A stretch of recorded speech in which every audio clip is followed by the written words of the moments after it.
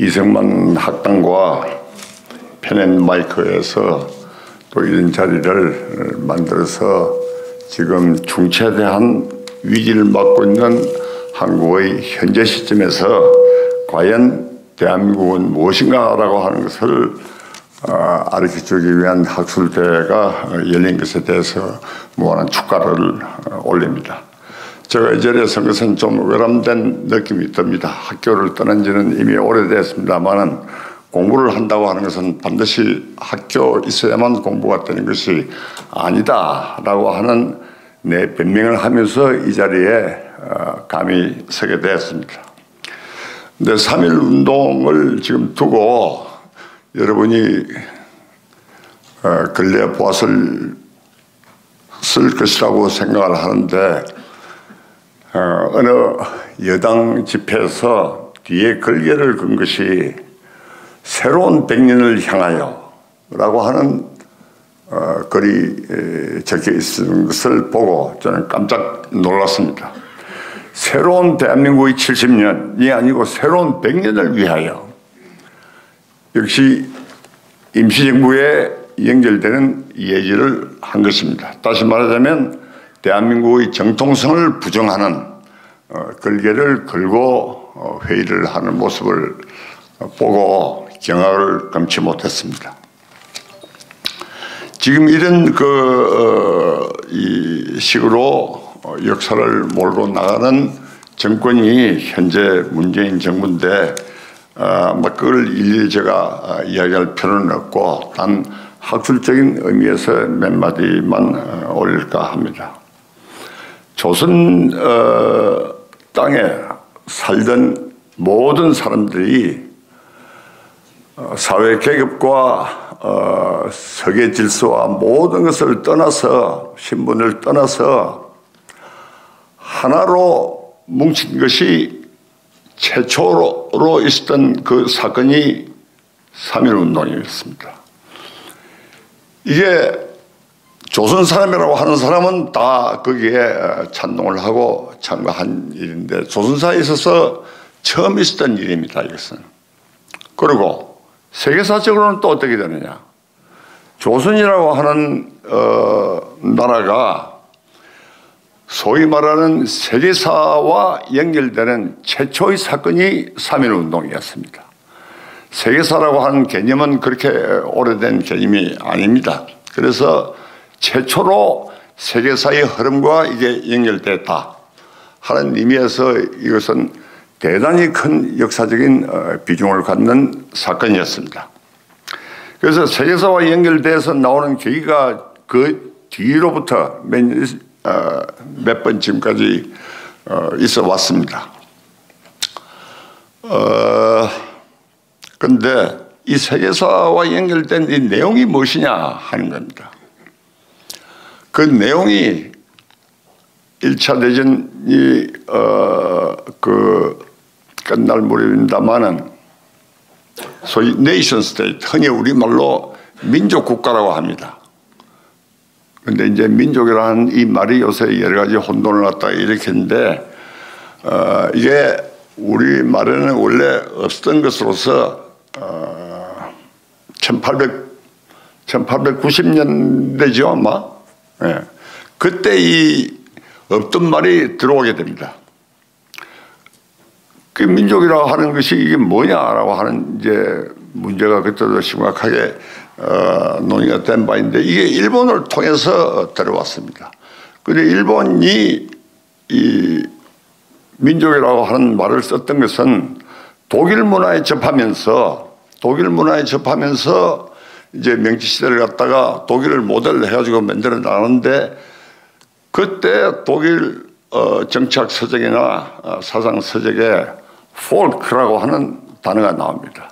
이걸 어떻게 번역을 해야 되느냐 해가지고 학자들이 상당히 고심을 했습니다.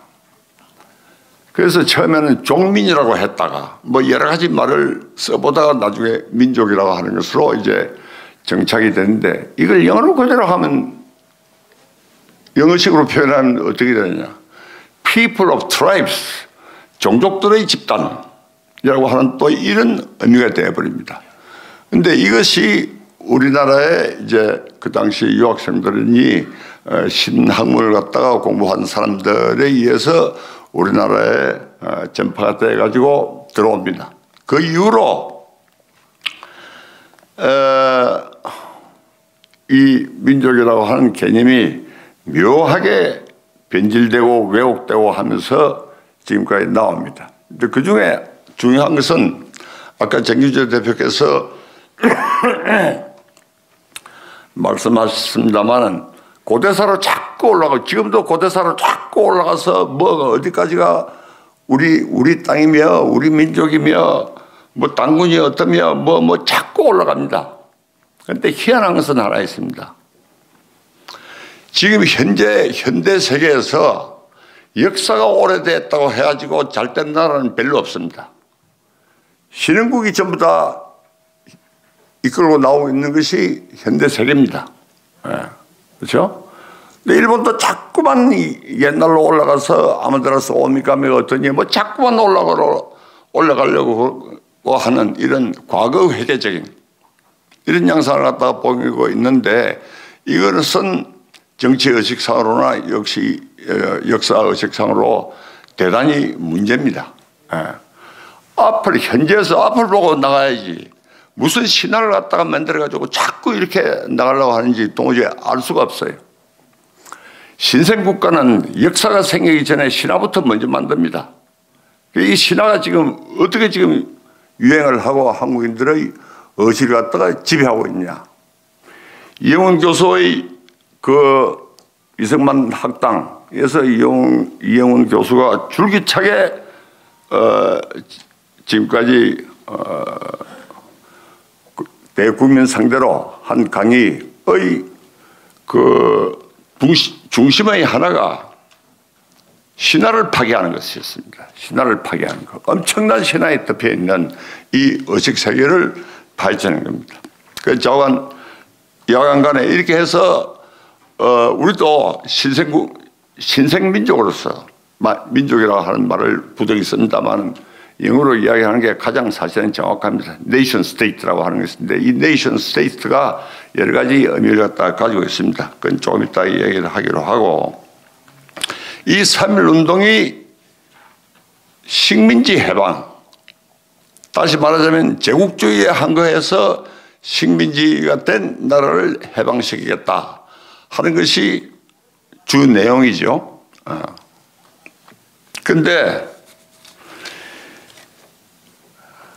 이 3.1 운동으로부터 시작해가지고 사상이 이상하게 이제 여러 갈래로 나눠집니다. 그런데 사회주의자나 공산주의자나 혹은 또 우리가 이야기하는 민족주의자나 말 것 없이 그 당시에 제일 영향을 받았던 것이 일본을 통해서 들어오는 서양 문화와 그 중에서도 특히 독일 문화의 영향을 크게 받습니다. 일본 전체가 그랬고 조선인 유학생들이 역시 거기에 영향을 갖다가 받았습니다.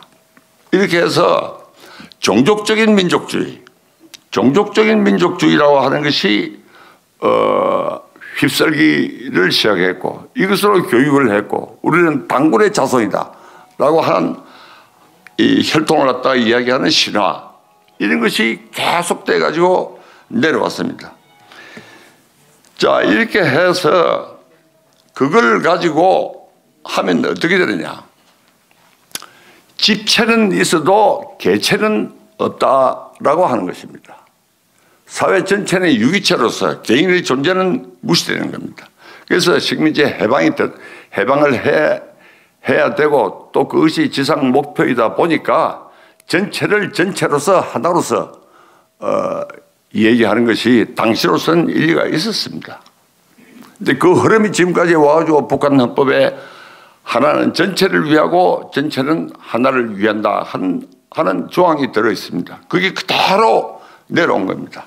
근데 여기서는 대한민국은 그렇게 출발하는 나라가 아닙니다. 이것이 개체를 중심으로 해서 개권을 기반으로 하는 국가로 이걸 만들어 온 겁니다. 그래서 지금 우리 대한민국이라고 하는 것이 어떤 섰는데 지금 말씀드렸다시피 그런 집체주의적인 이런 사고가 계속해서 내려오다가 보니까 어떻게 되느냐. 독립운동의 그 흐름하고 연관돼 가지고 내 아닌 세력은 전부 다, 내 아닌 외국은 전부 다 제국주의 세력이다 라고 하는 이런 이야기가 되죠. 그래서 민족 이러면 지금 우리 국민들의 의식 속에서는 뭐 우리말로 적당한 말이 없습니다만 불어로 통용되는 용어인데 르상트망이라고 하는 겁니다. 르상트망. 무언가 바깥에 외국이라고 하는 데 대해서는 무언가 원한을 갖다가 갖고 완전 고립이 마치 독립인 양 생각하게 되는 이런 흐름이 지금까지 나오고 있습니다. 근데 현재 이 3.1 운동을 갖다가 두고 정부도 지금 현 정부도 커다란 행사를 하려고 했는데 왜 못하게 처음 의도했던 대로 안 됐냐 하는 것은 뭐 제가 더 설명할 필요는 없으리라 생각합니다. 단 지금 한 좌쪽의 생각은 대한민국이 성립됐다고 하는 것을 부정하려고 하는 겁니다. 근데 민족은 하나 뭐 이렇게 이제 지금까지 계속해서 저쪽의 선전이 그렇고 여기서 또 그걸 당연한 것처럼 생각하는 국민이 막 거의 대다수라고 해도 과언이 아니라고 생각을 합니다. 자, 왜 이런 상태가 됐냐? 과거에 어느 대통령은 어떤 동맹보다도 민족이 우선한다고 하는 얘기를 했죠. 이게 무슨 말입니까? 이게 그분이 대통령이 되고 나서 처음 3.1 운동 기념식에서 한 얘기도 임시정부 그것이 말하자면 정통이다 하는 식으로 이야기를 한 일이 있습니다. 이 사람의 착각은 뭐냐? 민족이 됐든 국민이 됐든 간에 그것은 주체입니다. 그렇죠? 그리고 동맹이라고 하는 것은 외교 정책에 속하는 겁니다. 주체와 정책을 갖다가 구분 못하는 지적 수준으로 국민을 갖다가 국민을 두고 감정을 흥분시키는 이런 연설을 한 일이 있습니다. 그 다음에 또 어느 대통령은 6.25 전쟁을 두고 실패한 통일전쟁이라고 했습니다. 실패한 통일전쟁. 왜 실패했냐? 외군의 개입에 의해서, 외세의 개입에 의해서 실패했다 라고 하는 내용을 포함했던 표현이었습니다. 그래서 나중에는 소위 제2 건국위원회라고 하는 것까지 만드는 지경에 이르렀던 것입니다. 그렇죠? 예. 지금 나아가고 있는 것이 제3의 건국을 갖다가 획책하고 있는 겁니다. 제3의 건국. 그러니까 이승만, 박정희 등등 지금까지 온 것을 이건 모조리 잘못된 역사다 하는 그런 역사를 갖다 가지고 있는 것이죠. 그런데 대한민국이 지금 세계적으로 어떤 위치에 있습니까? 다시 말하자면 아까 정규재 대표께서도 이야기를 했지만은 2차 대전 이후에 선생국으로서 이렇게 세계적인 지위에 오른 나라가 대한민국이 유일하게 독특한 나라입니다. 어떤 노력이 이렇게 해가지고 대한민국이 이런 지위에 오르게 됐냐 하는 것은 제가 더 이상 설명할 필요는 없습니다. 한 가지만 제가 강조를 하자면 전체주의에 대항해서 굴하지 않았던 대한민국이기 때문에 여기까지 온 겁니다. 소위 낭만주의의 집체주의로부터 시작해가지고 전체주의로 흐른 북한의 오늘의 모습은 어떻습니까? 예? 그것이 살기 좋은 나라라고 할 것 같으면 여기서 떠들 게 아니라 그쪽으로 가는 게 옳다 생각을 합니다. 이렇게 대한민국 위치가 설정이 되어 있는데 우리가 지금 현금의 사태를 갖다가 보면 대한민국이 자유민주주의를 갖다가 유지하고 지키고 발전시키고 나가는 최전선에 있습니다. 이것이 유라시아에서 유라시아 전체가 아직까지 전체주의 망령에서 떠나지를 못하고 있어요. 그래서 이런 전초적인 역할을 갖다가 우리가 지금 담당하고 있다. 그리고 이 유라시아가 평화적으로 국제관계가 이루어지려면 자유민주주의적인 체제가 이루어져야 됩니다. 지금 핵 문제가 뭡니까? 물론 핵이라고 하는 무기를 빼놓고 시작하자면 북한과 중국이라고 하는 전체주의 세력과 지금 맞선 거 아닙니까? 그래서 무엇보다도 정치적인 의식과 정치적인 단결이 필요한 시기입니다. 그런데 제가 이렇게 이야기를 하자면 대한민국 위치를 갖다가 과장하는 것입니다만 여러분 한번 생각해 보십시오. 우리보다도 산업화가 뒤떨어졌던 중국이 그렇죠? 새롭게 경제 발전을 갖다 해 나간다고 했을 적에 어떻게 했습니까? 대한민국이 모델이었습니다. 경제 발전의 모델이었어요. 포항제철에 얼마나 많은 중국인들이 왔다 갔어요. 심지어 박태준 회장을 갖다가 중국에 모시고 가서 중국 새로 만들어진 철강소의 사장을 맡기면 어떠냐 하는 얘기까지 나오지 않았어요. 자, 이거는 경제적인 문제입니다. 정치적으로는 어떻게 됐습니까? 중국이 천안문 사태 여러분이 잘 아실 겁니다. 그 당시 천안문 사태를 갖다 지금 성운을 했던 사람이 권력의 수장으로 있었던 조자양이라고 하는 사람입니다. 조자양이가 뭐라고 그랬습니까? 한국도 민주주의를 갖다가 하는데 왜 우리는 안 되느냐 하는 얘기를 갖다가 공공연히 하지 않았습니까? 그래서 평생 감금을 갖다가 당했던 겁니다. 그런 정도로 경제와 정치에 있어서 한국이 모델이 되었습니다. 그렇죠? 그러면 우리가 여기서 지금 만족을 하고 그대로 있을 수는 없는 겁니다. 근데 이 모델이 된 것이 무엇이 그렇게 원통해가지고 지금 대한민국을 부수려고 하느냐 이 말이에요. 그렇죠?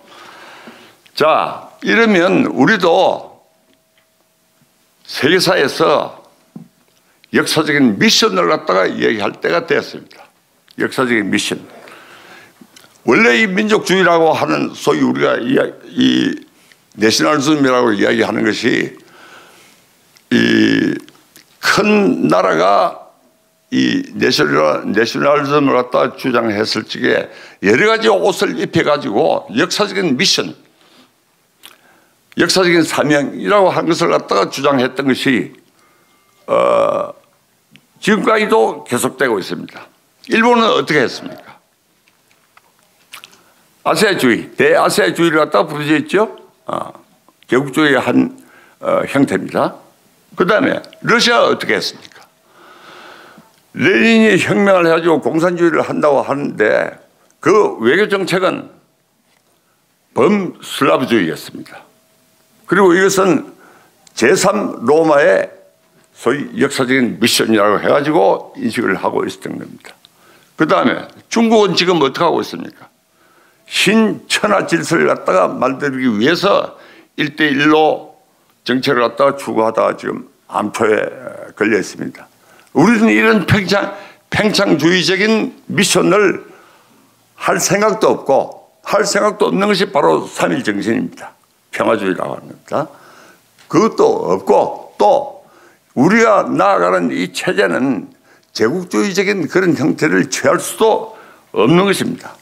그래서 우리의 미션은 어떤 것이냐? 유라시아 지역을 자유민주주의식으로 바꾸는 것이 우리의 미션이다 하는 겁니다. 이런 의미에서 우리도 큰 꿈을 갖다가 가져야 됩니다. 로마라고 하는 이태리의 로마가 세계를 갖다가 휩쓰는 때 그 이태리라고 하는 거 우리가 마찬가지로 삼면이 바다고 조그만 나라였습니다. 그렇죠? 물론 그것은 제국으로 진정이 되었습니다만은 현대사회는 그렇게는 안 됩니다. 그래서 어느 다른 나라도 생각할 수 없고 꿈도 꿀 수 없는 미션을 우리는 세계사적인 임무로서 가지고 있다. 여기에 대해서 우리는 프라이드를 느끼도 괜찮다. 얼마든지 자랑스럽게 생각을 해도 괜찮다. 이렇게 생각합니다. 그래서 이 이야기가 조금 길게 됐습니다만 오늘 이 학술 회의가 그런 의미에서 현재를 극복을 했다 하고 신화를 파괴하고 젊은 나라로서 세계사적인 임무를 다하는 그런 출발점이 되기를 기대하면서 간단히 제 인사 말씀을 마치겠습니다. 고맙습니다.